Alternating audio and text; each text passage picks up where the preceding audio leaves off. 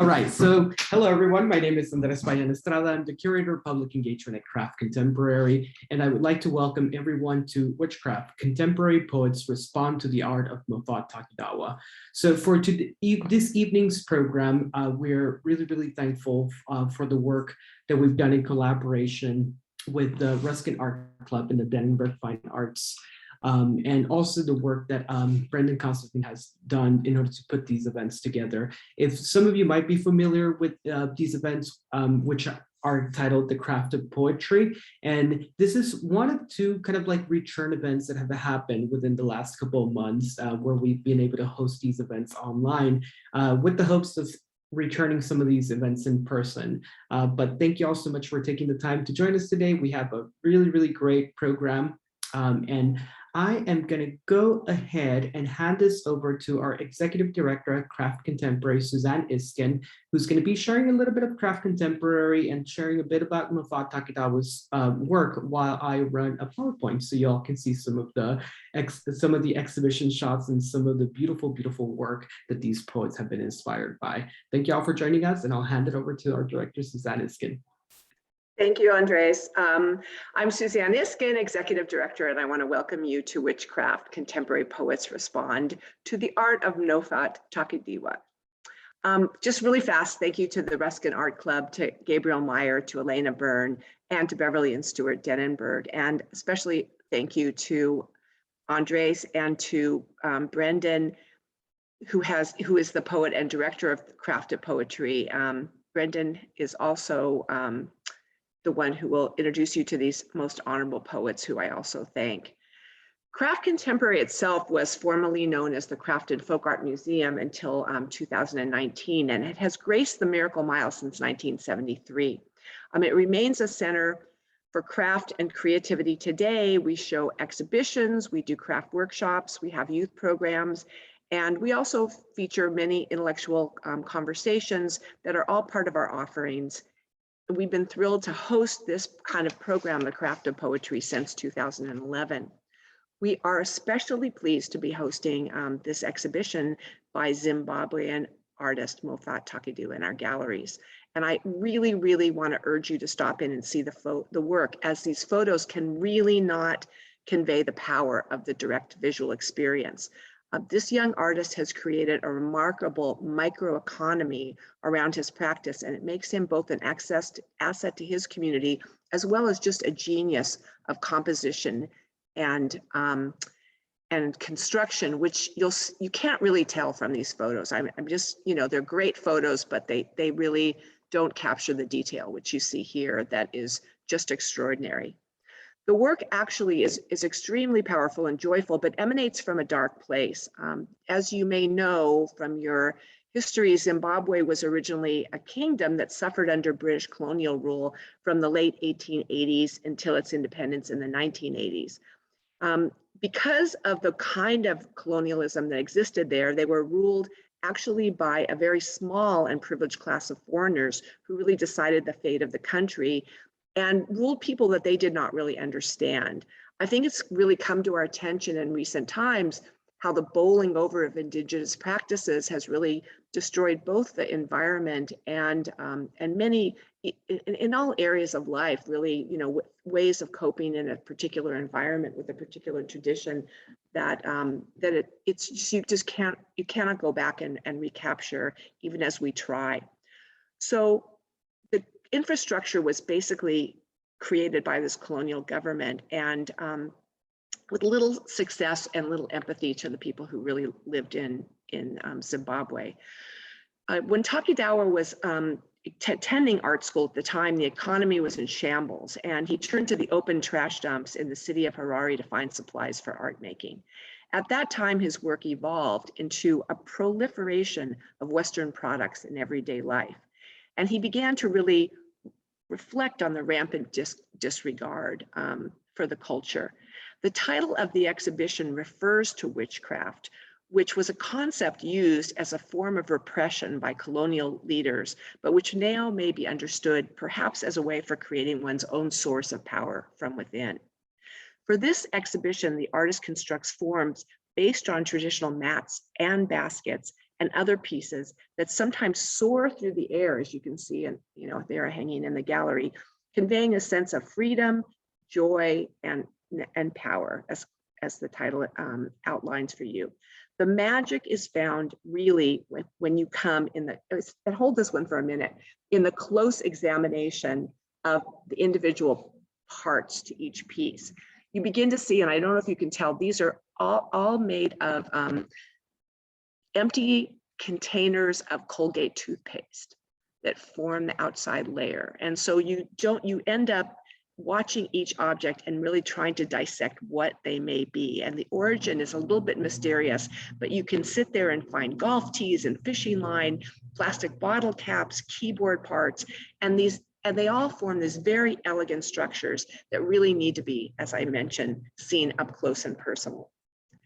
So I'm really, really eager to hear how these works have inspired our poets. So I'm ready now to turn the microphone, so to speak, over to poet extraordinaire and literary programs director of the Ruskin Art Club, Elena, Karina Byrne.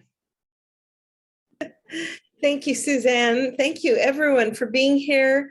And also, again, inspired thanks for Stuart and Beverly Denenberg and the Denenberg Fine Arts for their generous donation. Francesca Bell, the poet, also giving us a donation for this program. And anyone in the future who feels inspired to give us donations for programs like these. We are putting together a beautiful anthology from this series, so I'm excited about that. And I have always, special personal thanks for Suzanne Isken. We worked together at MoCA many years ago, and even though it wasn't directly an ekphrastic poetry series, it certainly evolved into that here, and it seemed perfect that Brendan Constantine would run the show and be able to bring in a really eclectic, wonderful community of writers responding to these works. So just quickly, I don't want this to be a lecture, but I just want to say, for those of you that are not so familiar, ekphrasis is from the Greek description. And it's the use of a detailed description of a work of visual art as a literary device or rhetorical exercise. And what's interesting to me is reflecting on the action of the painting. And where I say time has stopped, but it also implies an ongoingness, which is wonderful. One of the most famous, of course, is the Ode to Grecian Urn. Beauty is truth, truth is beauty, that is all we know on the earth and all ye need to know. But we know that beauty is in the eye of the beholder, and therefore it has its own slippery definition. John Baldessari, contemporary artist, said we all express hierarchies of seeing. Now, which brings me to John Ruskin. So I'm going to read probably one of his most famous quotes. Where are you? Oh, hold on.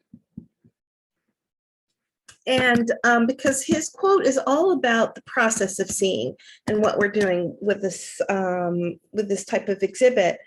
There it is. Okay. So the greatest thing, John Ruskin said, a human soul ever does in this world is to see something and tell what it saw in a plain way.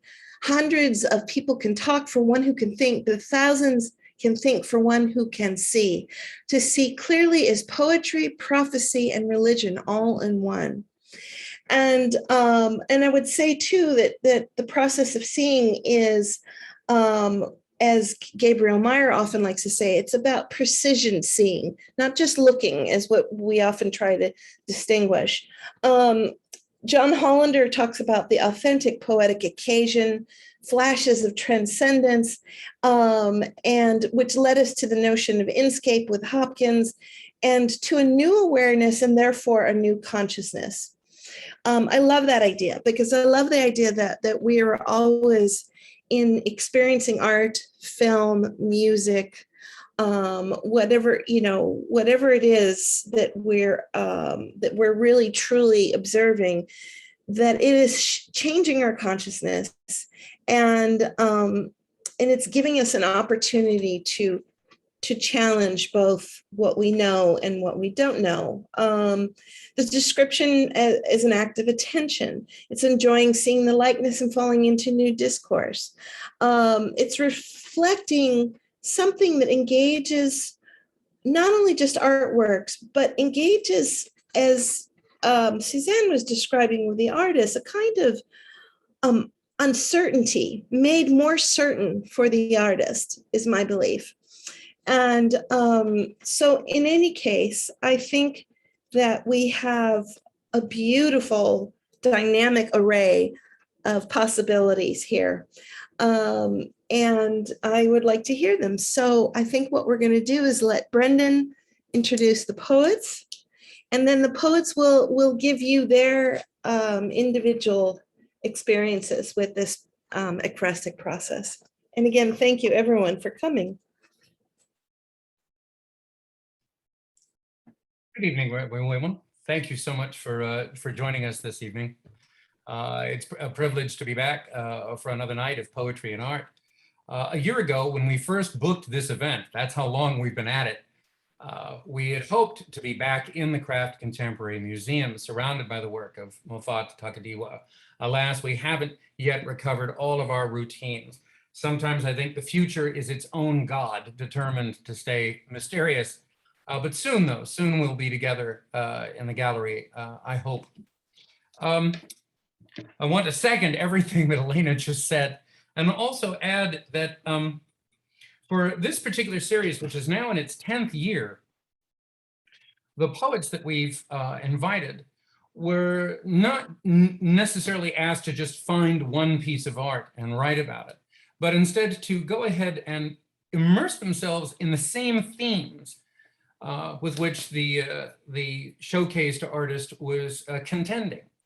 So we asked them to look at the same concepts, the same frustrations, the same epiphanies, and draw their own conclusions, informed by the artwork. And so this, to my mind, is sort of ekphrasis on a higher level. Elena and I both in our notes had it that we were going to quote John Keats's poem. I was going to read you a stanza from it, but I'm going to skip that and get on to just hearing from our poets. I'm going to be reading the biographies that they have provided.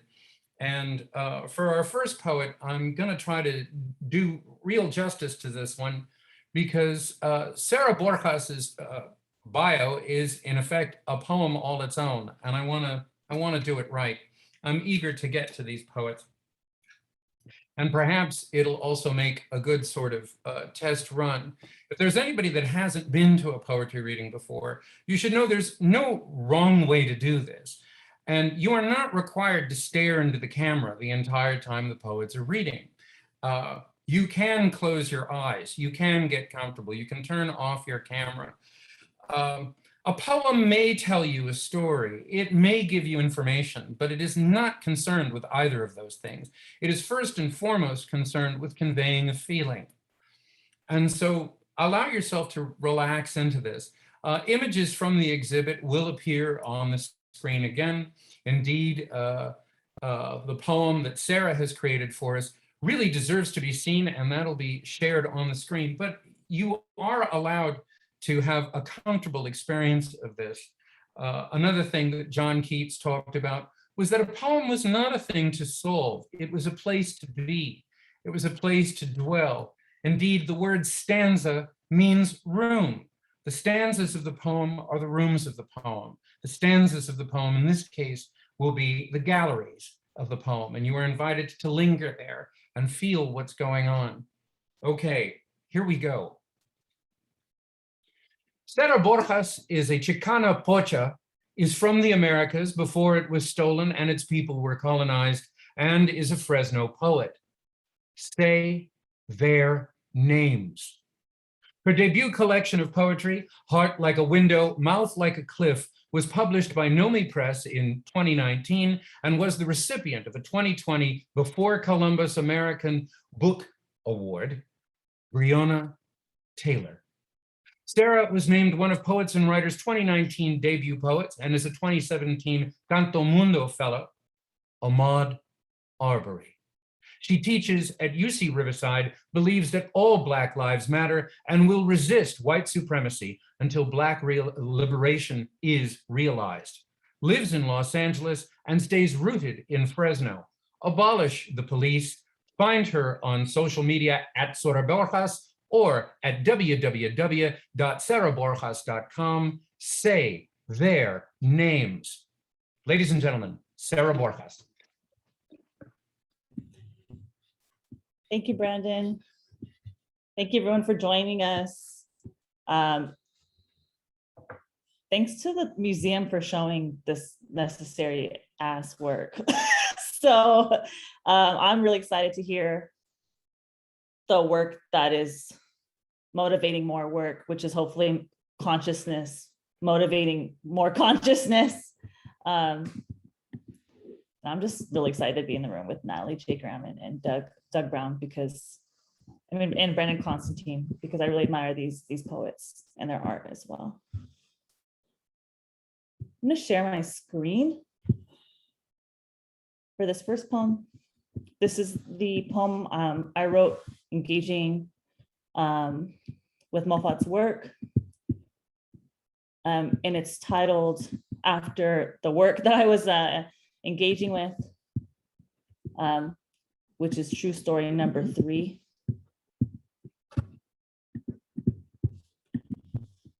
The line that is italicized is a line by the poet Ada Limon. True story after Moffat Takadiwa. My invitation arrived a pre-purposed scribbled crop row, and my consciousness fell asleep in this cold-ass theater and spilt Skittles and clearance sales all over my humanism. But someone will clean it. The American in her delusion asked, "What do you get when you pray on an altar you didn't build?" You're not down. This foundation smells like fair trade coffee and upcycled eco-fashion, and isn't nothing but some oppressor's dark door beneath his bed that monsters keep absorbing and calling a market, which is what my body plays dress up as and presents as an opportunity to invest. To your left, a patron is here to buy culture. To your right, a patron is here to be exonerated from the conspiracy to exploit all Africans. And me, I'm just another Chicana with a post-colonial duty to clear the hoard of her parents' home filled with capitalistic dreams. For sale, plastic tangerine orchids to make the corner of the bathroom pop. For sale, hella bottles of White Rain body wash because my dad's retired and bored now. For sale, printings of Diego Rivera's Girl with Lilies, because she's not picking tomatoes or almonds or alfalfa, so maybe our food does come from nowhere, or God, amen. I find self-worth in mass-produced exploitation too. I too need suffering to feed my impulse to consume. Do you like my purple sequin blazer? It used to be a dress, but to all intents and purposes, I'm so liberal, I'm free. Someone solicited the poets again to write the poems that make you uncomfortable, but not complicit. You don't need a booster shot, but will sign up to receive one immediately, while 90% of Africans have not received a single dose. Fact, Pfizer's net worth as of September 28th, 2021 is $244.28 billion. Fact, I have difficulty distinguishing need from expectation. Fact, my grandma is dying from the pesticides that deflated her lungs while she picked grapes for our Pinot. Once, I told her if she didn't behave, I would bring home a Black man, and my entire family thought it was funny. Weekly, I order a 20-piece chicken nugget I don't need because I'm convinced it costs less bodies. A child is afraid, backpedaling out of this trap called supply and demand. This all came from some yard sale a nonprofit with all white leadership had, and we are recycling its glamour. And now the desperate philanthropists pay to collect the crop water, diverting from my mouth, and will brag about how raw and real this exhibit is.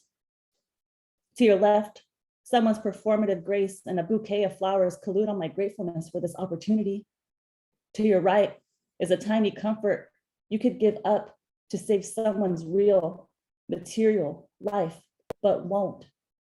Hey, do you like the way Zimbabwean caresses your mouth as you say it? Like a velvet robe and gold crown climbing over another velvet robe and gold crown, or like a person climbing over another person.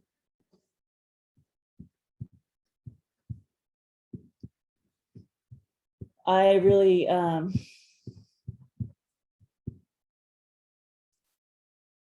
Moffat's work just made me have a crisis, and a necessary crisis. And there's something that happens, I think there's like a pressure that happens when I feel like you're asked to write a poem. And it's like you can't write the poem, but the poem made me have a crisis, or his work made me have a crisis, and therefore I wrote a poem that I feel like this work deserves, you know, that Moffat's work deserves. And really, and does without, when we just engage with it, really. I'm gonna read this poem called Chicana Ars Poetica. Ars Poetica, if you're unfamiliar, is a poem that kind of like lays out the poet's principles for poetry. This is one. So, Chicana Ars Poetica. I want to feel precious before I die. I won't deny it here. I'm strolling a cemetery in Maine. Between the bars of wind, the stones prove dedication, purple loose strife. I long to be designated the exact corner a man dying demands. Place my body next to Sarah's insufficient manuscript, her cat eye manicure, her lavender crooked eyeshadow. Listen, the man I love, he cannot be distracted from his instrument, his art, his mother he did not save. Forgive. Is it wrong to want to be someone else's future? And like goldenrod, turn a field late towards beauty? Like an overgrown cemetery in the center of a red state?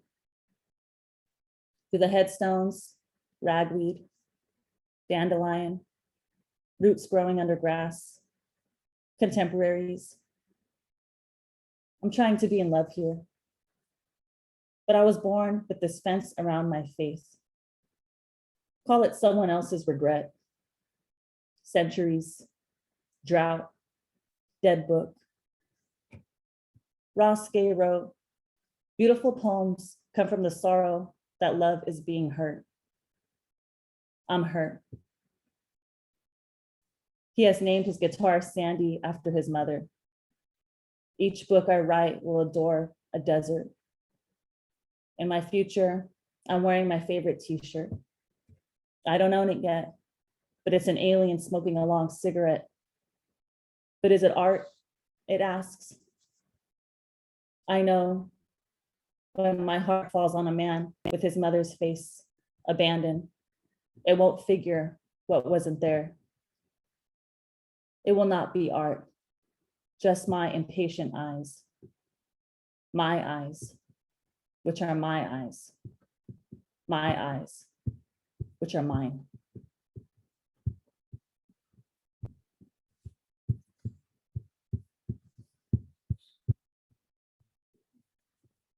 This third poem is a poem after another poet named Mia Barraza, who was in her MFA program at Fresno State and died suddenly and tragically in a car accident the day after my birthday in 2016. And I never met her, but I know we'd be homegirls if we did. And I'm really inspired by her work.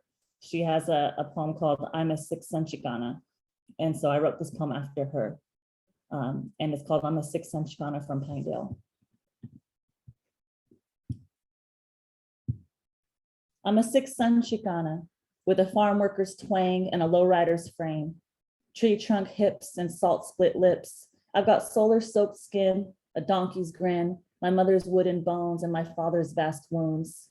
Eucalyptus for feet and knees plump as oranges, and my hair straight as grass along a dry dirt ditch. I've worn yoga pants to a ball and beer for a personality. I paid for pleasure with my dignity and chosen propriety over my mom's cooking. I've marched for women and stood with double-faced goose steppers. I've won acceptance with lies and painted my nails with sink water. I don't tell others they have it easy. I don't forgive killer cops or war criminals or racists. I don't feed others before myself or wonder if I should have said something. I speak my mind to the hierarchs. I make jokes with my heart. I argue with the work trucks and the belt buckles that convince people they must be men. I ride low in my shame and my pride. I leave the doubtful in a neon dust. I don't forget the dead or the devastated or history's hidden trails. I record the valley. I dress up in tight ego. I peek through the berserk to see what's likely tomorrow. I spot women tight as a bunch of grapes, sweeping their minds into a 14-karat plated monument with one amused, bizarre soul. Infinite crop rows for legs. So if you are curious, you should look up Mia Barrasa's work, which I'll drop in the chat after I'm done reading too. Check it out. I'll read a few more poems. This poem is, thank you. My partner's right next to me, like clapping, snapping. So I'm just gonna, it's right here. I'll try to keep it cool, but it's gonna be honest.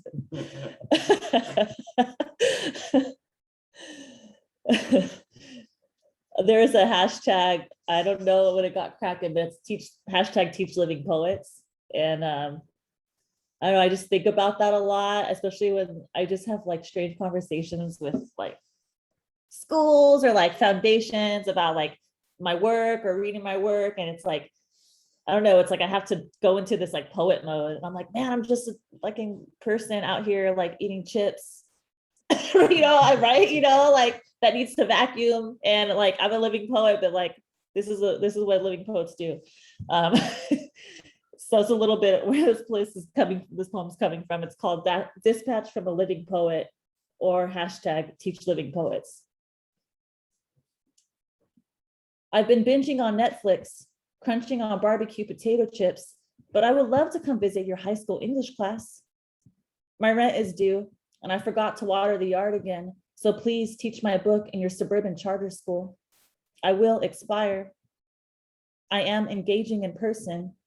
When the moon settles tonight and the sparrows empty the bird feeder, I conceptualize what I could have said more tenderly during my family's visit for Christmas and our eternal lack of resources. We did not make tamales this year. We are still Chicano. Aslan is a state of mind. I eat other things and drink wine. I don't care what kind it is. And I paint my nails and am indeed alive and do not need deciphering. What I can report is that my poems are between hella questions, and I wake up each morning in Fresno, California, with them knocking gently on my face. I do not lock the doors. I budget my month like a broke part-timer who drinks a little too much, and I have my ear to the field. I hear Aaliyah and Selena critique my designs imaginatively, like Tim Gunn on Project Runway and in Juan Felipe's poetry workshop, and implicate myself in all demise. I am a historian of assumed lineage, of the flat neighborhood in a national emotion. I record the controversies and the trends. I ask what it is like to be American, which is not really a mystery. Lastly, What I'd like someone to know about today is that when I breathe real loud. Sometimes it's uncomfortable knowing the living are living. Very often, people feel uneasy when we catch eyes in a room.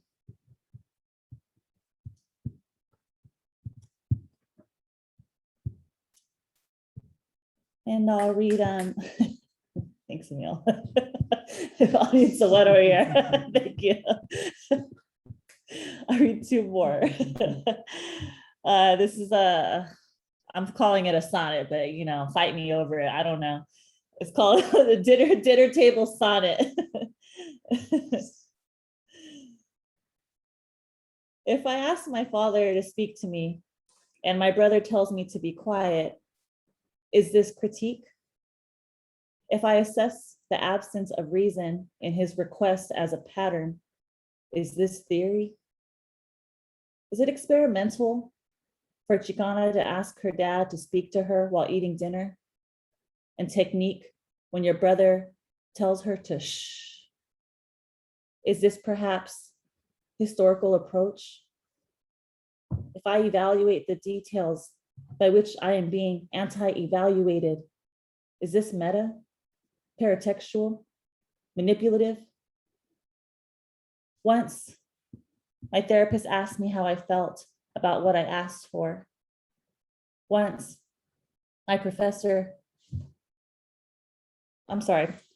once my professor asked me how I felt about everything.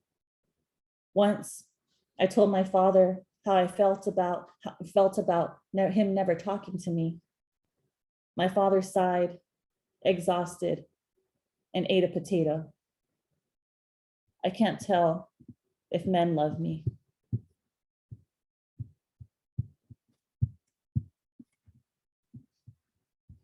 And I'll read one last poem. This poem is called Lies I Tell.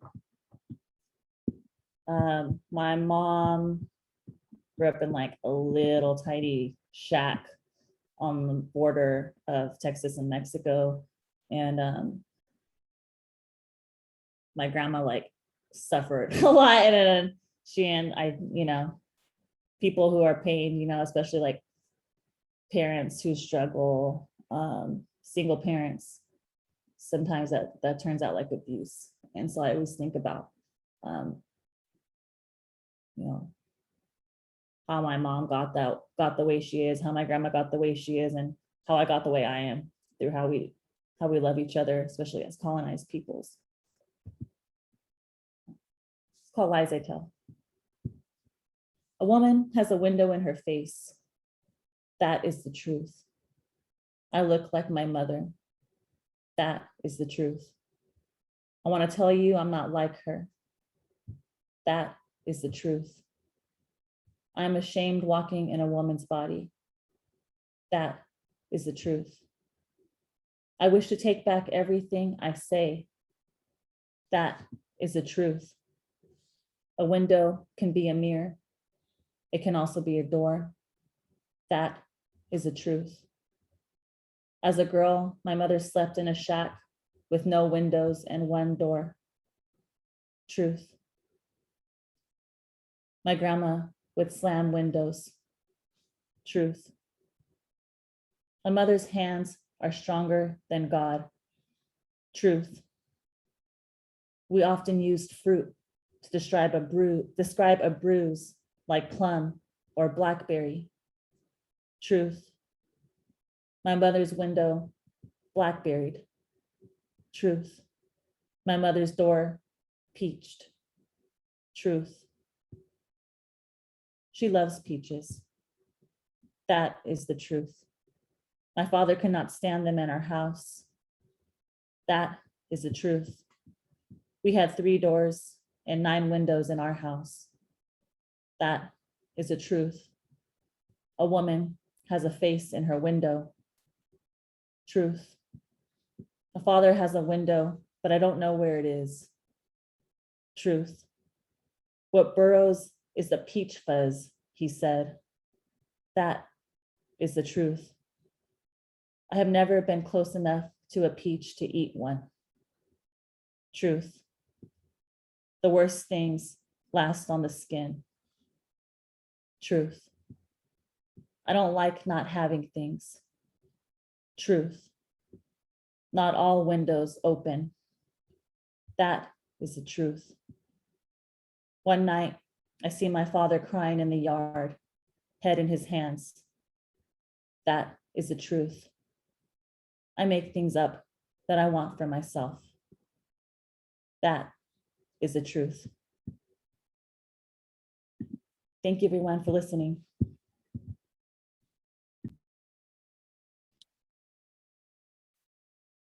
Sara Borjas, ladies and gentlemen, that was exquisite. Thank you so much. What a dynamite reading. I'm actually kind of emotionally damaged here. I have to. This has really been through it. And as to the comment you made, Sara, about when you were introducing your sonnet, and you went, "Yeah, okay, challenge me on this." Years back, a poet named April Bernard released a collection called Swan Electric, in which she gave herself permission to write what she called disheveled sonnets. And I think of much of my own formal work as just slightly disheveled. It's been out in the world, and it's just straightening up in time to communicate with you. Anyway, that was a dynamite reading. That was beautiful. Once again, ladies and gentlemen, Sara Borjas. Next up is a true steward of poetry. I'd say half of the conversations I've had with F. Douglas Brown have been about other people's work and the poets that he admired. And he's routinely, you will find him backing someone else up. He is the author of 2 poetry collections, Icon from Writ Large Press in 2018, and 0 to 3, University of Georgia Press, 2014, winner of the 2013 Cave Canem Poetry Prize, selected by U.S. Poet Laureate Tracy K. Smith. Brown is an educator for well over 25 years, currently teaches English and African American poetry at Loyola High School of Los Angeles. He is both a Cave Canem and Kundiman Fellow, and he kindly agreed to go in the middle. I said that I wanted him in the middle of the lineup, partially because of the influence of my father, who I just lost this August. But he said whenever there was a gathering of 2 women and 1 man, that the man should be a thorn between 2 roses. Ladies and gentlemen, F. Douglas Brown.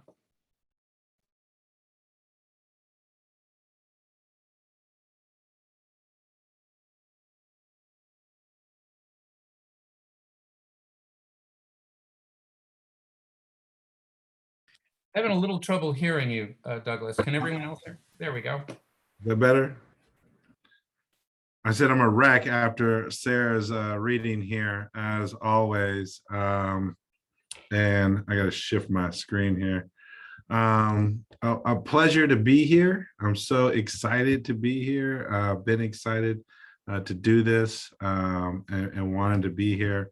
And so it's a pleasure. It's a pleasure. And Brendan, thank you for bringing my 2 friends, Natalie and Sara, together with me. It's been so long, and it's so good to see them and just to be in communion, and so many of you here watching us, and just to be in this project period has just been it's a game changer. It's a game changer for me, and I really, really, really appreciate it.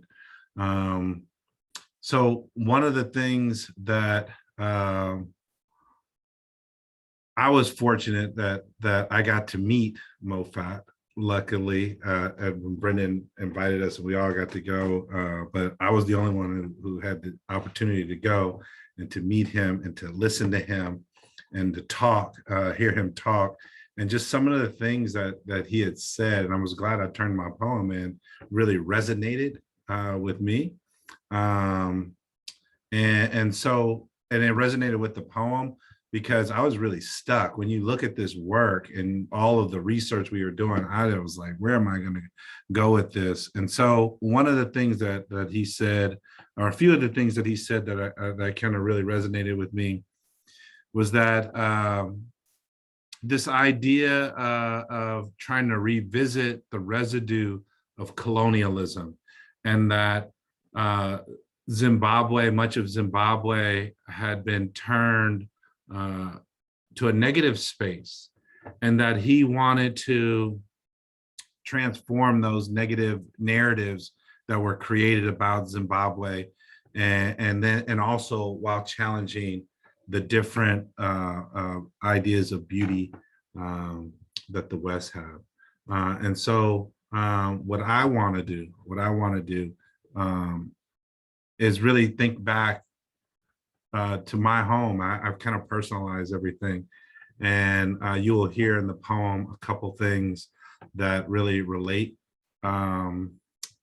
directly to Moffat's work, especially when you look at it, like the keys of his like the computer keys and everything that he takes part, and like the idea of it being like a topography or a tapestry.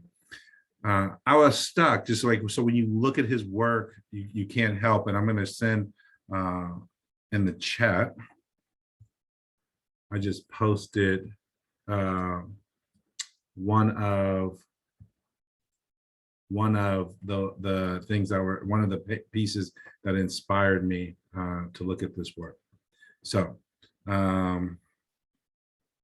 the other thing that inspired me was this poem by Terrence Hayes. So I'm going to start off right there. Since Sara had these sonnets, I too will read a sonnet.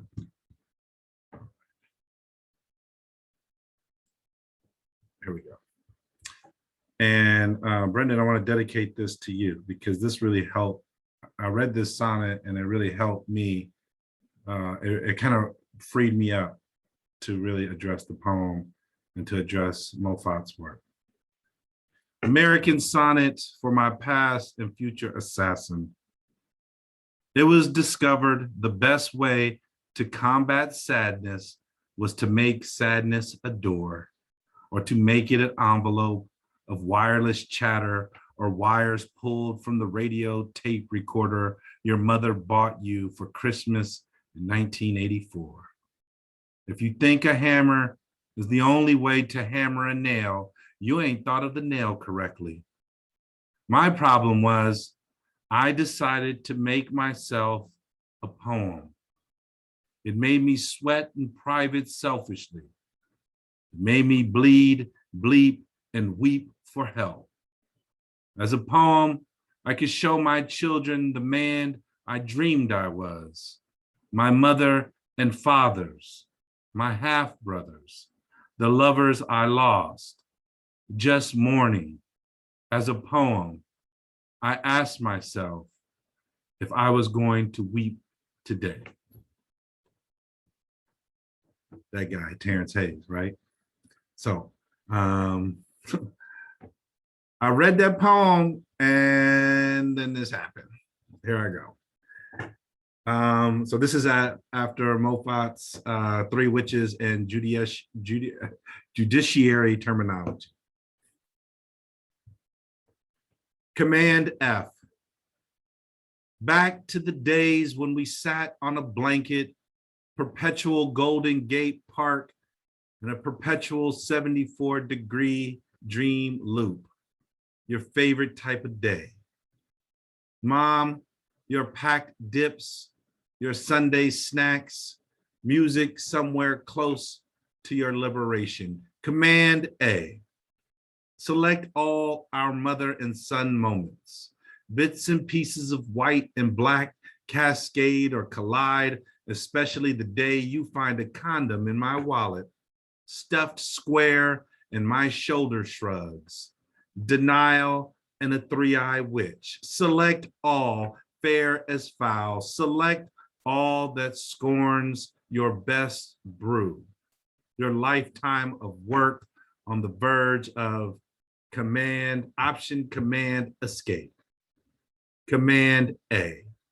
Command A, select all that is my youth. My minimal words compared to a body of new hair and tart stank. Command A, my sudden desire for clothes to match my shoes. And didn't I just buy you some new shoes? Command S, what to save or share when I am the boy learning the hard lessons of his body, when I am the boy outgrowing a living arrangement, when I am the boy on tiptoes, palms reaching up or sideways, touching all the walls of our tiny crib. Function 12. Save as this version of me.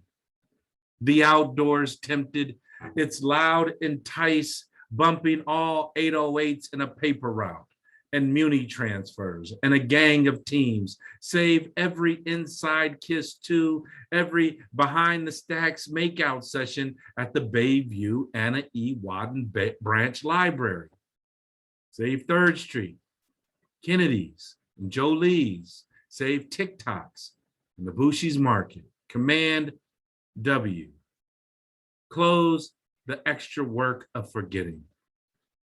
Close what we decided to trash, even when stories, memories pile up as heaps of toothbrushes, tubes, spray cans, the remnants of our world, our consumptions and do-overs gathered in mounds of toxins. Take the traces of our grit, recycle our human topographies as sparkle, reshape and so, let us gather to call it family or friendship, transfigurations, not transgressions, not garbage, not waste. Command Y, what of waste? Redo every resource a community offers, even getting knocked out by a dude named Jughead while his brother Popeye watched. A couple of for reals who didn't take the fools clowning on their names. And just when I thought the streets would protect, I was out. Blurred vision, and these boys a stride away from their own knockdown. Since then, I've known 4 sets of brothers gone, gun wounds, wind, and hearsay, velvet plume, and dust.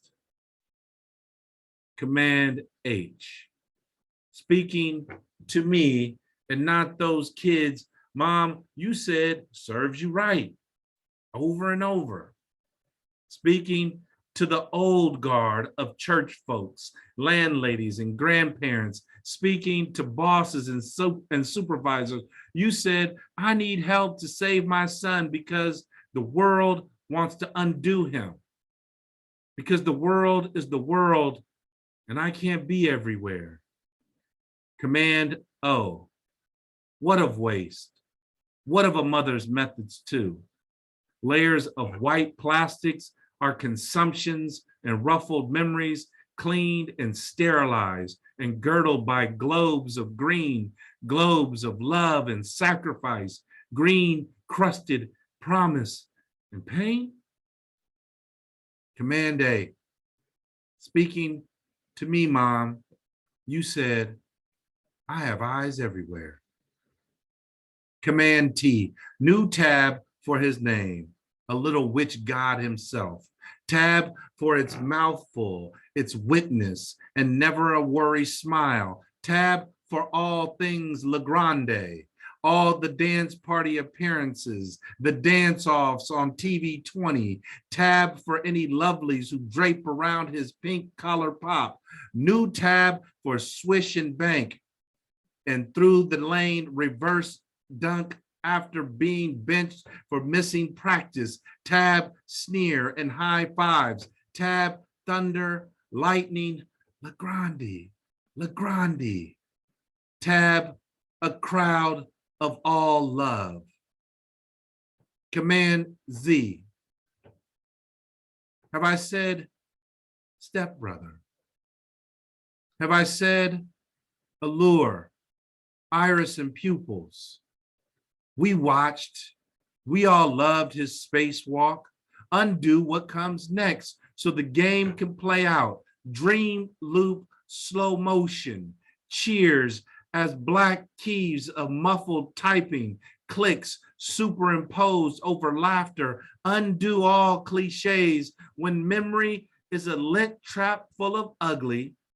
When it goddamns you as a wail for a boy so pitch perfect pretty, the chants still glow. Legrande. Someone shot Legrande. Command Z. Command Z. Command Z. Spacebar. Speaking to me, you said, don't let me catch you in the streets. Command O. Mom, you flexed your reserves and repurposed my choices so every opportunity open, safe.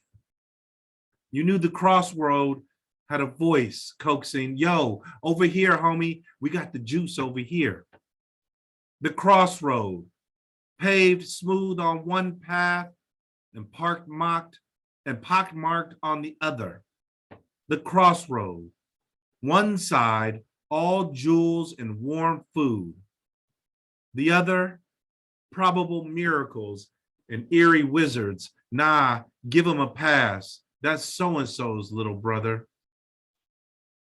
Command N, speaking to me since birth, through childhood and rebellion, through a marriage, toward grandchildren and hometowns, graduations and holidays. It's our last Thanksgiving, and I'm telling you, Mom, to eat.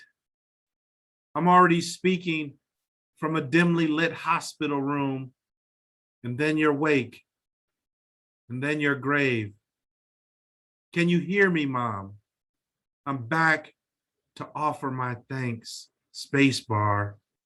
One brother gone, while the other brother picked up any pieces of white and green gems that might have been dropped. You, Mom, the forever pack rat, tucked keepsakes in your coffin, taped or sewn artifacts of a community, the tapestry of helping hands assisting your white sleep.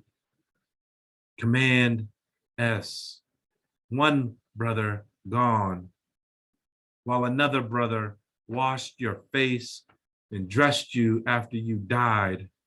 Warm water so you don't take any complaints with you to the plane you always prayed about. In this way, restored, renewed as you entered the afterlife, your body wrapped in white. In this way, you have emptied yourself into your children. Our safe passage as we still ride across a city of rival boundaries, but traces of community riches ride with us.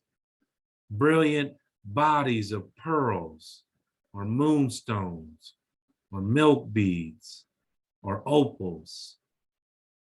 In this way, your blood extends and has been reshaped into so many gorgeous lives.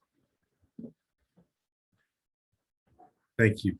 Thank you all for listening. And thank you, Brendan, again for this opportunity. I really appreciate it and I needed it. Thank you.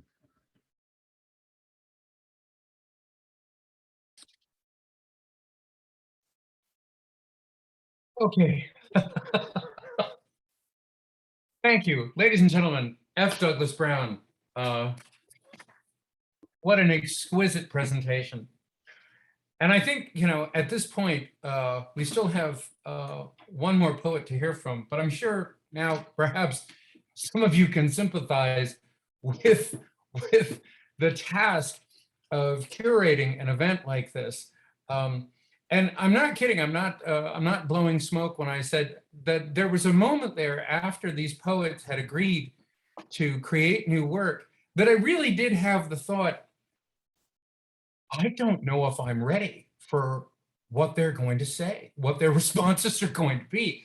I don't, I may have to hydrate, like I might have to or get, some exercise in or something. I'm going to have to fortify myself in some way because I know these poets are going to give me the real thing. It's this just gorgeous, gorgeous work. I can't tell you what a privilege it is to be part of this, to have absolutely anything to do with the circumstances that created the work that you've heard this evening. We have one last poet to hear from. We are going to have a short Q&A afterwards. So after Natalie finishes, please don't run away because we're going to talk to them about the process of creating these poems and just the role of art in their own lives. And also we'll have some announcements about the Ruskin Art Club, Denenberg Fine Arts, and the Craft Contemporary Museum. So don't go away after this. I'm very excited to introduce this final poet for a number of reasons. One is that I'm just a fan and a student of Natalie Graham's work, but also I get to make a very cool announcement at the end of this bio. A native of Gainesville, Florida, Natalie J. Graham's debut poetry collection, Begin with a Failed Body, from University of Georgia Press in 2017, was selected by Kwame Dawes for the 2016 Kavi Kanam Poetry Prize. Her publications include, but are not limited to, the San Francisco Chronicle, Pan America, Journal for Writers and Readers, Callaloo, Obsidian, New England Review, Southern Humanities Review, the Journal of Popular Culture, and Transition. Pretty much the list of credits that you fantasize about attaching after your name. Dr. Graham recently co-founded Keijo Creatives, an innovative media company with a mission to create community and reveal the beauty of humanity. In addition to creating a range of media deliverables for clients, they host a joyful and engaging series of workshops and events that empower diverse creators at all stages of development in Southern California. Dr. Graham is the chair of African American Studies and director of the Institute of Black Intellectual Innovation, IBII, at Cal State University, Fullerton.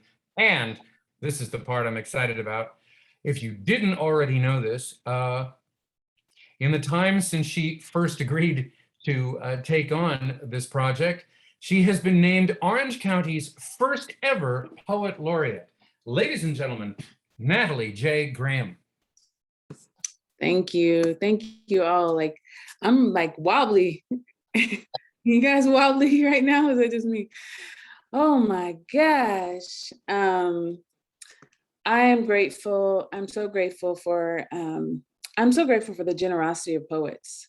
I'm so grateful for the ability to be here, really the generosity of artists, right? That's why we're here today, to respond to this, shattering is not quite the word, work, but there's something transformative, and shattering is the first word that comes to mind, not in a sort of breaking down, but in a creating a new pathway for something new. So I'm going to just read, and then in Q&A, maybe we can, if folks have questions about the process, I can talk about that. Because I'm going to start with the poem that I wrote in response to the Three Little Witches / Kuroi by Moffat Takadiwa. The poem starts with an epigraph. Language is where the mastery of knowledge is won or lost, by Clapperton, Chakanetsa, Mavunga. Triptych / 3 plates / echo and sketch. I have to get it back because it's so much here. 1. A boy wakes up late, hair smashed on both sides, the circle of sun easy on his back. I hum a song about pillars falling, about Jericho, about a righteous hand scraping the earth black. It's Samson and Moses and David, all the heroes, killers, must be till God come back. Let the circle be threefold, trichotomous, the three-headed God shimmering in the black void, head down or his back to us.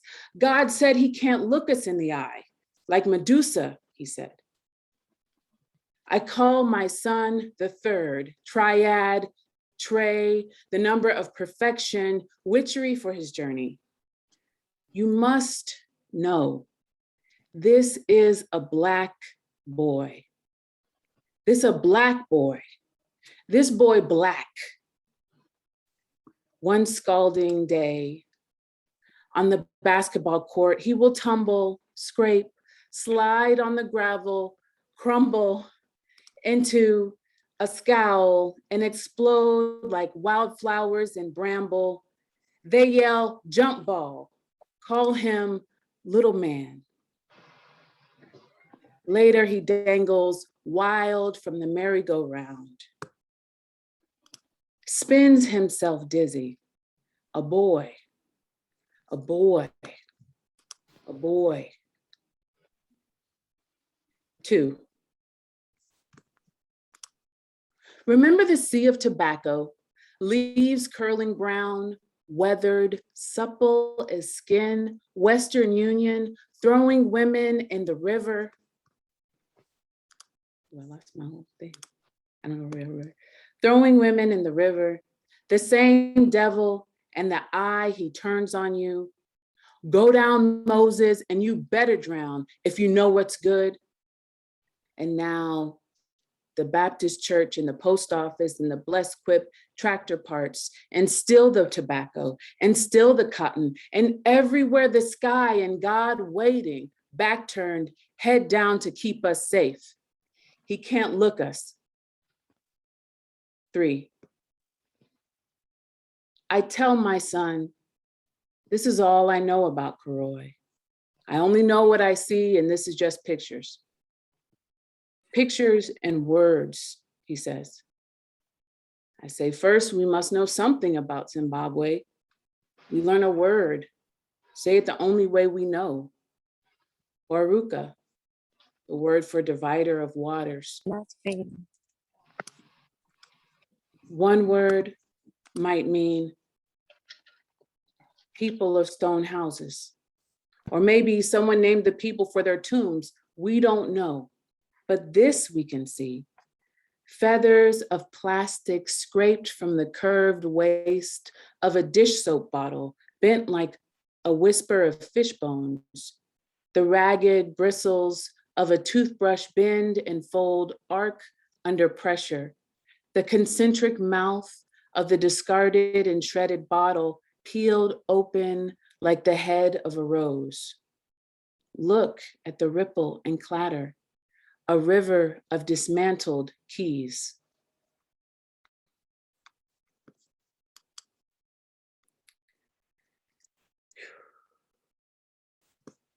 The next poem I'm going to read is, it's actually a poem called Pastoral, and it's in the collection called The Reinhardt Frames by Chiswayo Mpanza. And one day I'll write a poem about the fact that the only time someone suggested that I give a content warning about my work was when there were animals, violence against animals. So that's the only content warning necessary about work. And so there is violence against animals in these poems, and also people. Pastoral. In the back fields of my grandparents' farm in Chikumbi, I fashioned a slingshot from a broken branch formed into the letter Y. 2 bands of black and red elastic tethered to a pouch, nesting a marble. I saw a lilac-breasted roller watching me from the top of a zebra wood tree. The roller fluttering its wings to taunt me, I pulled on the pouch, launching the marble. The body tumbled against tree branches before it landed on the soil. beneath me. The bird on its back, struggling to flap its dead wing, I forced the marble into its delicate mouth, cracking its beak until the marble protruded in its throat. I laid on my back next to the roller, gently rubbing the marble. The feathers on the dead wing ruffled. I dug a hole and tucked the roller in, sticking my slingshot in the dirt as a headstone, my palms tightly pressed against the grave to mute the shaking underneath me. The next poem is not a poem I wrote in response to that poem, but there's like, I felt like a connection of like birds and fish and, you know, animals throughout the rest of the poems I'll read. It's called Touching the Bird. A panicked boy calls me over to kneel with him, grabbing the air in his fist, twirling his fist in the air, punch, punch, punch, then his mouth open, silent. The question he asks me is a bloody tooth in a brown napkin. This is the day's first brightening, clouds swept off toward the river. The boy prickled with grit, our shadows thrown over the dead magic of a half-crushed hummingbird, wilted, silent. A tuft of a straw wrapper stuck under its bird head, tuft fluttering, feathers fluttering, its dead bird eye wedged out by some skittering insect, its dark insides open to the air, legs crumbles of brown straw, the iridescent shimmer of its waving body scuffed murky blue. I roll the cracked bird into the stiff curl of a magnolia leaf. It flops onto the miniature canoe like a stuffed toy. You can't pray for a dead bird to fly. You can't even touch it with your fingers. The boy knows. He knows how death oils itself into the skin, knows we are covered with holes, minutes away from drowning or being smashed under a wheel. He knows a boy can't touch a dead thing without its soft little death touching him back.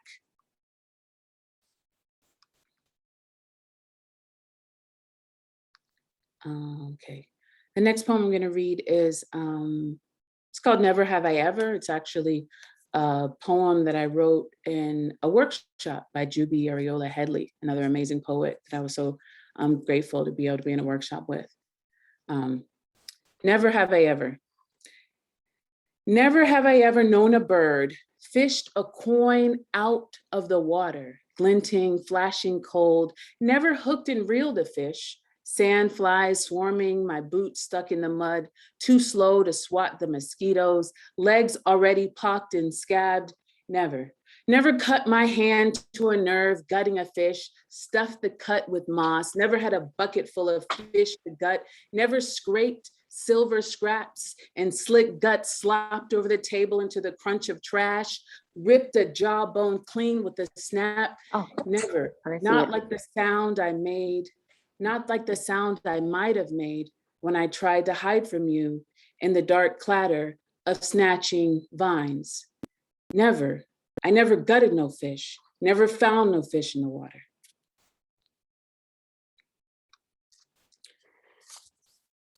Next poem I read is from my grandfather, who raised rabbits for animal testing. It's a different era. Raised for testing. Gray dirt snaked under a covering of trees. The descent felt steeper, turning off the last highway in town. How the path to the old house sunk down and dirt rose on both sides, cut with black roots. Every summer, our tan Jeep, down on a dirt snake, wound its way toward the old farmer, the icebox, the washboard, the outhouse, the tin tubs, and the rabbits. Past the sagging house, through the gate, the yard opens to what should be wilderness, but is just more sky and the long rabbit house. The old farmer talks about cotton money, coal money, railroad money, and Maybe it's rabbit just to money. see something. You only enjoy the dollar you spend, and the best dollars, rabbit dollars. The feed bag drags another snake behind us. In the rows of steel cages, hundreds of rabbits thump soundlessly, soundless except for the thumping, the rattling cages, the scratching, the cages not quite rattling, but quivering. If they hissed or squealed, I don't remember their rabbit noises, just their mouths quivering and their cages almost rattling and them thumping their jumpless limbs and the machine of cages quivering and scraping together. And the last poem I'll read is a poem I actually wrote in a workshop with Brendan. It's called Song for Cruella. It's a love poem for Cruella de Vil.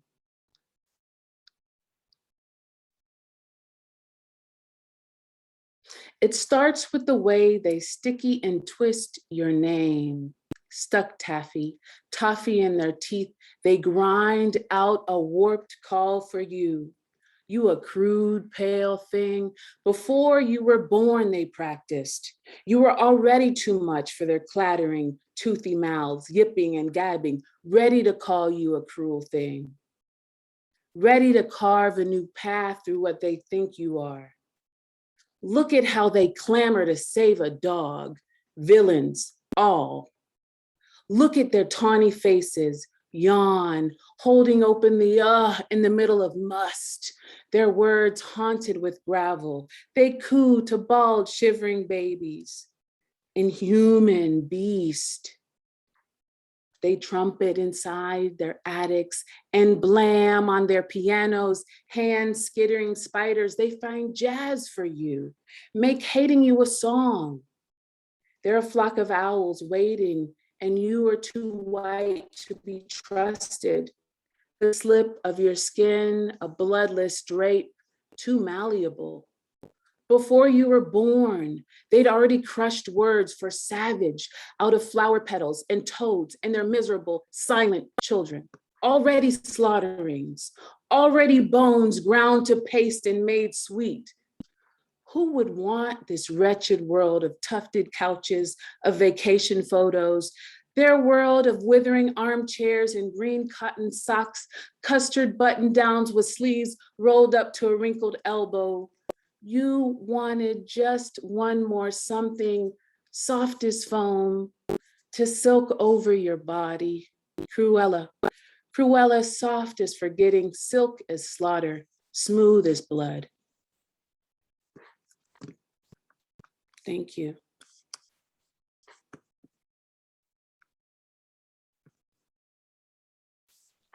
Natalie J. Graham in the house, ladies and gentlemen. Round of applause, please.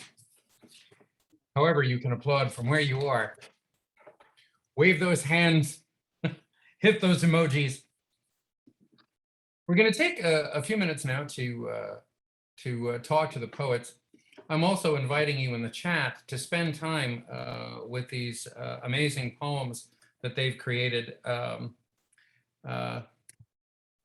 putting the link to where you can actually visit the text of these poems at the Craft Contemporaries website.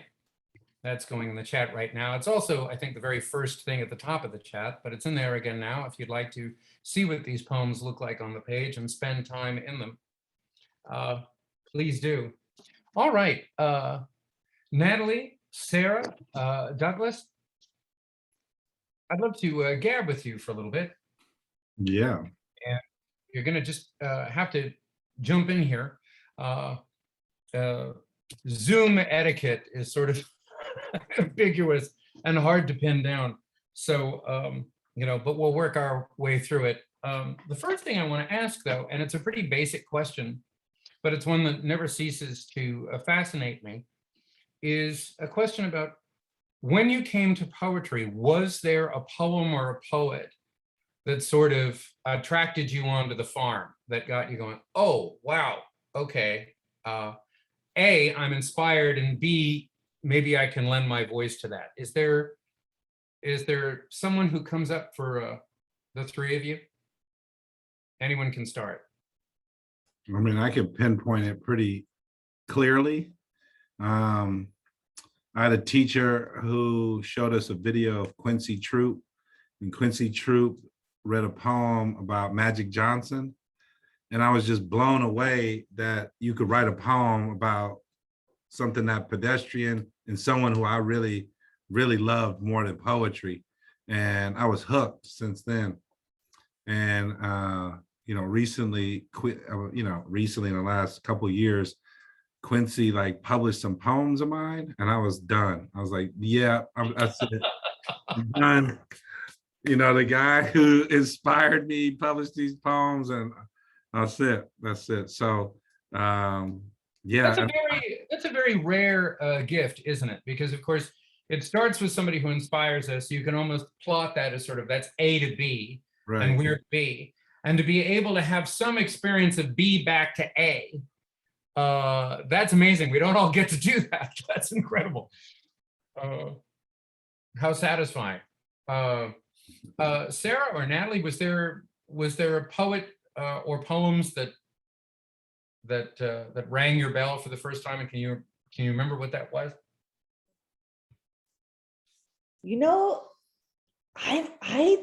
I don't think so. So I'm like, okay. Something deep here, but to be honest, there's not I mean, I was probably writing, the thing is, I was writing poems for so long, like not thinking that it was they were real poems. You know what I mean? So like, it didn't really spark necessarily. And that's always a question I have. Like, I always think about, I'm like, because now I understand like that I'm in a lineage. Now I understand like I'm a Fresno poet. Now I understand like the sentiments, the questions I have been asked and for a long time by people who look and live like me, who feel like that I had never, a lot of those people like were my mom or people who don't write poems. And so there weren't necessarily a pinpoint poem where I was sparked. I only started writing poems because I had to take a elective at college. Shout out to Juan Luis Guzman, who's my very first poetry teacher. But if I have to say, there was some kind of poetics, I guess, that inspired me. I'm sorry. No, I was just going to say, I have to. I identify on one level that I look at. There's a lot of my life that I can sort of look back on, and I can't really tell you what I was thinking or what my intent was. So many of my memories are like surveillance footage, where I sort of go back and go like, what is he up to? And the experience of I very similarly. I mean, there was a lot of poetry growing up that I would say would influence what I ultimately did. But I sort of came to writing poems, and I'm quite moved by you're saying. It's like, I can't tell you one poet who inspired me because I was already writing, and you were already in it. And interesting too that you didn't know necessarily that they were poems. My thing was that I sort of came to and looked at what I'd been writing and was like, oh, they're not stories and they're not songs. They're kind of somewhere in between there. And now, the last thing I'll ask you before I put Natalie on the spot. Was there a moment though, did you make the connection that they were poems, or did somebody else look at them and go, oh no, those are poems you're writing right there? Yeah, I did not make the connection. I cannot, but Juan Luis Guzman did. I was writing like sonnets again, and like Elizabethan. Oh wow, okay. And he was like, keep going. So I always credit him and thank him for validating me and something that he saw in there. So I didn't know I was writing poems until he said. I knew I was like asking for things in what I was writing. And I guess where I heard that was probably like all the old school music we listened to, like all the oldies, like all the lowrider oldies, things like that, all the begging, like don't leave, like all the desire, the longing, like, and I had a lot of longing. And that was like a place where I did it. But, you know, shout out to War, shout out to Smokey Robinson, shout out to those fools. It's funny too, because I think, well, I know for a fact that I have a number of students who are in attendance this evening, and I find I hear from a lot of people who are writing poetry on their own, but maybe not necessarily pursuing a career in poetry. There's frequently this attitude that, like, well, I don't know if I have permission to call myself a poet. And it's one of the reasons that I wanted to start us out with this particular question, because I know that your example is informative to other people. And just the act of calling yourself a poet seems to be pretty daunting. And I've talked to a lot of poets about this. I asked Mindy Nettifee, you know, whether or not she identified as a poet. She said, every time I tell people I'm a poet, I feel like just told them I'm a very popular mime in Texas. They don't really know, like, what the hell to do with that. And Doug Kearney had a really interesting, you know, way of looking at it. He said, well, you know, a painter, you know, is somebody who paints. Somebody who paints is a painter. Somebody who does carpentry is a carpenter. But a person who makes poems is a poemer? No, you're a poet. It's this whole other thing. It's a complete identity, and that's pretty daunting to necessarily sort of attach yourself to. Natalie, what was the thing that brought you into poetry? Was it one thing, or was it a collection of things? I think I can relate a lot to what Sarah was saying, actually, but because when I'm thinking about it, it's really rap. Like, I came into poetry through, you know, Tupac. That was the first person who I, you know, listened to, wrote down the bars, the lyrics, you know, tried to learn them myself, you know, and then I was watching some interview or documentary where, you know, he was talking about the fact that, like, you could scan a lot of Tupac's work, and he writes in pentameter, and, like, he likes Shakespeare. And so I was like, oh, Shakespeare's mine too. So then I started reading Shakespeare. And so I think that, like, Shakespeare's work was also really informative to the way I think of poetry as a puzzle. So I entered Shakespeare thinking, well, you know, Tupac said Shakespeare is, like, who, you know, people read. So this is who I'm going to read. And then I had to puzzle with it all. And so, you know, thinking of poetry or thinking of language is something that you sort of work through or work at. I think that sort of shaped how I thought of the craft and just the joy of it, you know, the joy of puzzling through it. But I also can say that I certainly I wouldn't have called myself a poet until, you know, I was published. And even then it didn't stick, right? Because I'd been told that, you know, what I was writing wasn't poetry. So I was, you know, kind of that, I had that experience that, you know, these poems are too unsophisticated to be called poetry.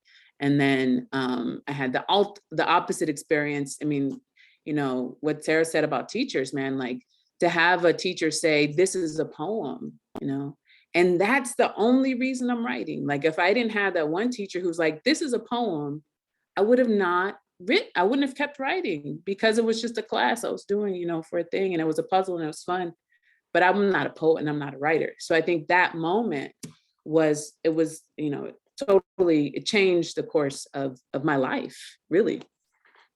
So that's a real thing. It's funny because I'm going to jump in, Brendan. The teacher that showed me the Quincy Troop, I wrote a poem in his class, and he was like, that's not a poem. You need to work harder. And it was like the first thing that when someone told me I needed to work harder at it, that I wasn't scared to do it. Like, it was really something that he was trying to say, that you're there, you're close, but you're uncovering something about yourself, and that you need to push to find that.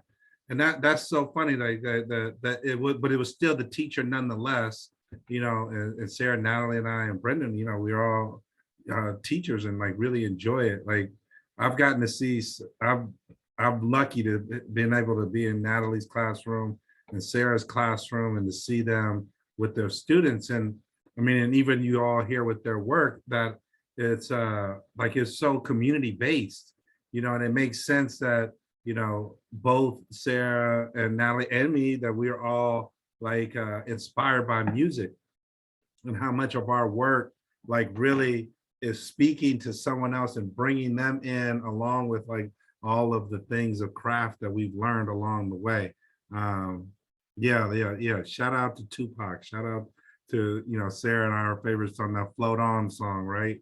That you can't help, you know, writing poems to that song all the time. So I love the oldies. Shout out to the permission givers. Yeah, absolutely. Maybe Douglas, we can segue right into the next thing that I want to ask about.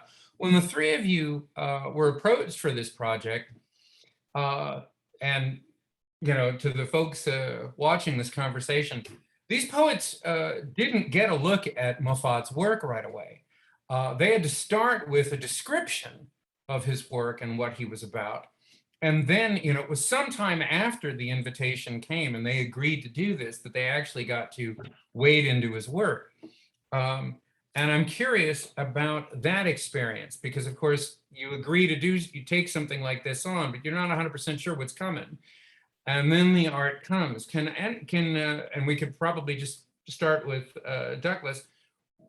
The experience, I mean, what hooked you here? I mean, when did you know, okay, I can write about this? I do remember in our dialogue via email, there was a real ripple through the three of you when we finally got images from 3 witches. And that really caused some, you know, a moment of, oh, you know, and I got very excited because I knew you were excited. But I'd love to hear some sort of, you know, some sort of description of what it was like to connect with this work and to know, okay, yeah, I can speak to this. Yeah, it was hard at first. I mean, honestly, like most poets, you know, I probably procrastinated because I didn't see it. And then once I saw it, it just took over everything. Like that's all I saw. And that's all I wanted to surround myself with. And I think, you know, people around me, I'm sure my wife just got tired of hearing about it and hearing about him and this and that. And then again, when you see the work, but you know, I think about his work a lot, and then especially after hearing him speak about it and the thought process, I mean, and the communal nature of how he creates. You know, he brings in so many people to help him create this tapestry-like work that he's really using the money that, you know, Jay-Z has his work now, but he's taking that money to help support other folks in Zimbabwe. And that's really like an inspiration. And, you know, there's so many videos on him and where he's just so inviting for people into his process. And so I think once I was really just immersed with him, I just couldn't let him go. And it was like, yes, this is what art should do. You know, yes, be beautiful, be technically sound, but at the same time, you know, speak for something bigger. And his work is doing all of those things that I just loved. And yeah, I couldn't put it down. One way of looking at the poet and the artist in general is somebody who keeps deliberately making a dilemma of beauty for themselves, you know, and they, you know, and people on the outside say, why are you driving yourself crazy? You could just stop. And it's like, no, I gotta get this. Natalie, Sara, either of you want to jump in here on that moment of connection with Moffat's work? Yeah, I guess I too procrastinated until I saw True Story number 3. And when I saw True Story number 3, which is, you know, this was the artwork that was in the shape of, I mimicked the shape of that work. And I saw that piece and I just felt hurt in some way. I felt hurt in some way. And it was a visceral like connection with that work. And I still, honestly, I don't know what it is, but there's something like grotesque about the shape of that work and its beauty and its grotesqueness. It just felt like I wanted to be like that thing. I wanted to be that shape. I wanted to do something shaped like that.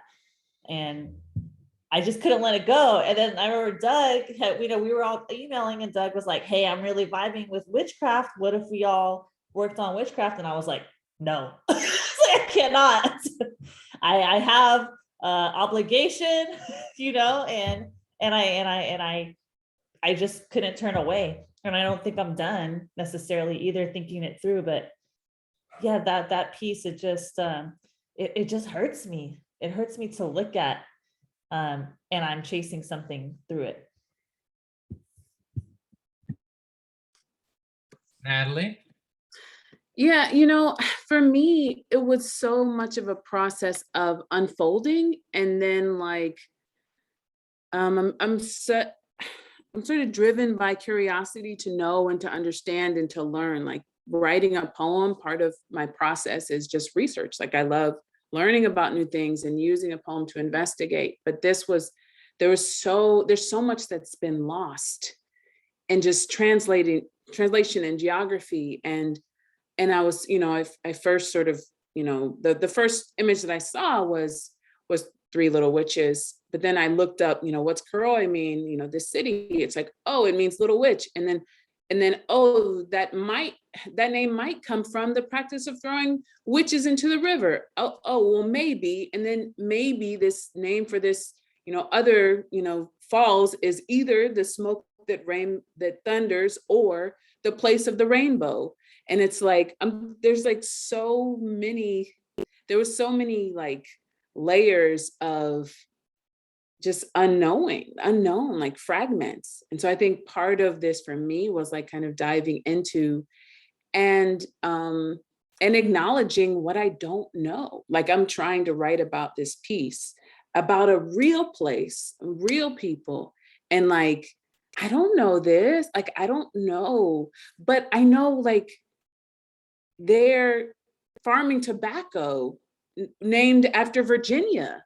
And I'm like, my dad, picked tobacco, and like the second crop is cotton. And so it's like all of these connections were coming up, but they're so fragmented, right? And so for me, that just drove me into the work and really thinking about like, what can we know and what is kept from us, and what conversations can we have or can't we have, across time for one, but then also like across space. And just that desire to connect. I was so sad that I couldn't, meet him in person. I was out of town, but that was the thing for me too, that desire to connect, and how difficult that is. That's like the haunting for me in the work, like wanting to connect and restore, right? Like this is not like restorative work. It's evidence of trauma in some ways. It's like evidence of something that can't be, you can't get rid of plastic. Yeah. Like you can't, there's nowhere to take it. It's here for, it's forever. Like, so it's like, we're already with these things that are, destructive, right? And so turning it into something like just arresting and beautiful, striking, and then like diving into it is again, like that shattering is the word that I keep coming to, shattering and reforming, that was a process for me. And not done, like Sara said, it's, like it's not done for me. Like I'm not done. Like I'm still writing it. I'm still writing the poem. I want to add something onto that, because that's beautiful, Natalie. In that, one of the things that I want to say that he said this was about when you get this refuse or so called waste. When you really start to look at it, you think about the traces of humanity that are left on those things. Mm-hmm. As he's touching them, pulling them apart, that connection that Natalie's talking about gets, ingested almost in them. Mm-hmm. So he really gets to think about those things and those people that might have touched that. And that's so much bigger than just like recycling it for the sake of creating this art. And I mean, and I think you hear in all of our work that there's something that this idea of how he's reusing it or repurposing it is such a next level way to think about those things, right? And I can't get that out of my head too, like the traces of a community, the traces of somebody that's left on a thing that we tend to want to throw away or Yeah. you know, not keep anymore, and how can we reuse that? And you know, I rarely talk about my stepbrother who died, like, and because of that reason, because so many people made me think of it in a negative way, that I was almost trying to release myself from the traces of him, you know, be done with it instead of like reinvestigating it, kind of like you said, Natalie, and keep uncovering the things to make his own memory of it not to be wasteful, but it's something that still like lives on in me, that I keep passing on, and so on and so on. So. All right, last question. Either of you can start in here. I'm curious about the art that you live with. I'm curious about the art that's in your home. What you've got on the walls, what you have the art that you keep within reach in your life. As you look around in your space, particularly where you practice the essentials of your life, what do you surround yourself with? What's around you? Food. Lots of food. Lots of food. Like, I think I have just an emotional connection to food. And so some of like the times when I feel connected, or that I just like, I feel loved, is when I'm eating some food that somebody made. Like, okay, we just from the Central Valley, the communities there. So it's like eating Vietnamese food, eating Punjabi food, eating Mexican food. It just feels it's inspiring in like this crazy way, because I could almost feel somebody else's living, in this weird way. And I also really, I just love the contemporary work of poetry that's coming out, like day to day, week to week, like the poetry that BIPOC poets are doing right now. Maybe I've been sleeping, I don't know, but that the work that poets are doing, especially like when Natalie mentioned, like the kind of almost, the wanting to restore the narrative, is as close as we're gonna get to healing oftentimes. And so that work is Marwa Halal, Taylor Johnson, Aria Aber, Doug, and Natalie Clearly. That's the work that I live with, and that I read. I want to be like that. And just to satisfy the question though completely, just because I'm curious now, is there a painting, a picture, some piece of art that you've moved consistently to the last 30 places that you lived? Is there like a thing that that's like always on the wall, or always on a corner, or always that you've taken with you? Is there a book that's like, okay, or a DVD? Is it, well, I gotta have this. This is my desert island piece. That's interesting. Dang.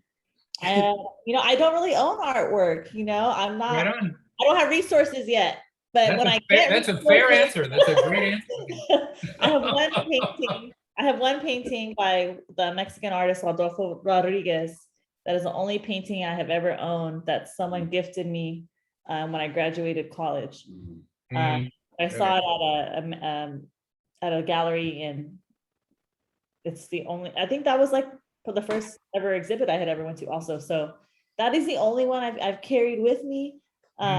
But I hope to carry more with me as time goes on. And I always look at photos of lowriders and nail art. I carry those with me in my mind. Send your extra art to www.saraborjas.com. And Natalie, is there a piece of art or a kind of art that you keep close at hand? I would say photographs. I collect like postcards. That's when I started like thinking of photographs. So I have lots of postcards of, it's like when I go to a museum and be like, okay, I can afford this. I can get a postcard, put it in my, so we have that. And then I mean, in general, I always have a picture of my mom nearby. Like, like my mom is always, here. She's like here with me. And so like, I think that there's energy, that comes from, I think, photography in particular for me. And I like write a lot in response to photography too. So I think like there's something really just arresting to me about thinking about what a photograph is and what it captures and what it misses. That's I'm always like, inspired by that idea of focus and the eye and what we see and what we can hold on to. And I have a really bad memory as well. So like photographs are always a way for me to travel back to places I've been. So yeah, I think probably I would say the photography is probably the most at the ready that I'm always surrounded by. Oh, that's fascinating. Douglas, what is the art that you keep close by?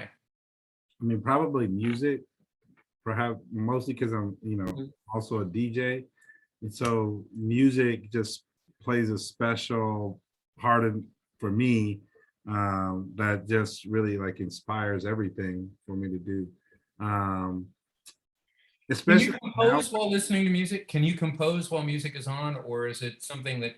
So I was just about to say, so my most recent manuscript that I'm finishing is really inspired by, kind of the playlist that my mother would listen to and the music she would listen to. And now I can't help but hear like a love song, like in her voice. So like Lou Rawls' song, You'll Never Find, came on the radio the other day and I'm driving, and then by the time like the song is over, I'm just like hearing my mother's voice and I'm just like wrecked, right? And then another song like Marvin Gaye's Distant Lover, like 2 days ago, same thing. Like I've known that song, lived with that song for so long, but then for some reason, like I'm hearing it differently. And so I've been writing a lot in that way and to those songs, a lot of Prince. And usually I could never write to music. I could never write when something else was on, maybe like TV, but other than that, just because it could be like white noise to me, but never with music until this most recent. So it's kind of changed my process a little bit, which has been interesting. And I've been really paying attention to that. This project was probably the first poem in over a year that I've written without any music on, so I'm kind of getting back to the old way, and maybe because it was so visual, but I don't know, it really just kind of spoke to me. We just moved too, and we don't have anything on the walls. So it's pretty blank, and I even have a new room in where I work, in the school I work at. So there's like 2 pictures up. There's a picture of Frida and a picture of my predecessor, and that's it. And nothing else. Oh, and a picture of Langston Hughes. But that's it. And I keep saying I need to get more art. I love public art a lot, and so trying to get some students to do some public art in the office here. But my mother was an artist, so everything is art for me, like cooking, like Sara was saying. I love that. And I'm like all of you here, we enjoy the process of it all. So too much. Those are great. Oh man, thank you so much, the three of you, for your work, for your performances tonight, and everything that it took to create this. I'm so grateful to the three of you. I mean, it was just, it was such needed medicine. And folks, we've posted the link to how you can see these poems. I'm gonna put it back in the chat again. If you'd like to see the 3 commissioned pieces, please spend time with them. The link that's in the chat now will take you to them. You can see how each of the poets formatted their work. They're pretty much presented on the website exactly as the poet sent them to us. So they should pass muster. Thank you all for joining us. Just a few announcements. We are going to be back with the craft of poetry. Our next moves, though, are up in the air. As I say, we are celebrating 10 years now. And our next big project will be to create an anthology of the work that we've commissioned in that time from an amazing roster of poets. We are envisioning an edition that will also contain images of the art to which each of the poets was responding in that time. So it's an ambitious project. And so our next few events may be in connection with getting ready to publish that collection. It's going to be a big piece of work, but please stay tuned and keep an ear out for us, and we'll let you know what events are coming. Ideally, I would like to believe that many of the poets that have read for us over the last 10 years will return and share their work again for a new series of live events. And so the three poets that you heard this evening, I'm hoping will be available to come back and help us shout from the rooftops that this collection has come. A couple of announcements from our benefactors. I'd like to let you know what's going on at both Denenberg Fine Arts and the Ruskin Art Club, two organizations without whom we wouldn't be able to create these events for the Craft Contemporary Museum. Currently at Denenberg Fine Arts is a celebration of a game-changing ekphrastic collaboration from 1964. In 1964, Sam Francis and Wallace Ting joined forces with 28 important international artists on a groundbreaking portfolio known as 1 Cent Life. I'm sure some of you remember this collection. One of the greatest artist books of the period. It was a collection of Ting's stream of consciousness poems illustrated with brilliant original lithographs from a time, quote, as exciting as Times Square, color bright as neon light, hot as espresso. The exhibition is a rare opportunity to interact with and even acquire lithographs from artists such as Lichtenstein, Oldenburg, Rauschenberg, and Warhol, many, many others. The gallery is on San Vicente Boulevard in West Hollywood. Please visit www.denenbergfinearts.com for details of how you can check this out. It's not to be missed. And the Ruskin Art Club would like you to know that they're going to round out the year with a very ambitious 3-part seminar on John Ruskin's bold and radical critique of laissez-faire capitalism, Unto This Last. 3 Thursdays at 5 p.m., November 4th, 11th, and 18th. The title of this series is Availing Toward Life, a contemporary appreciation of Ruskin's Unto This Last.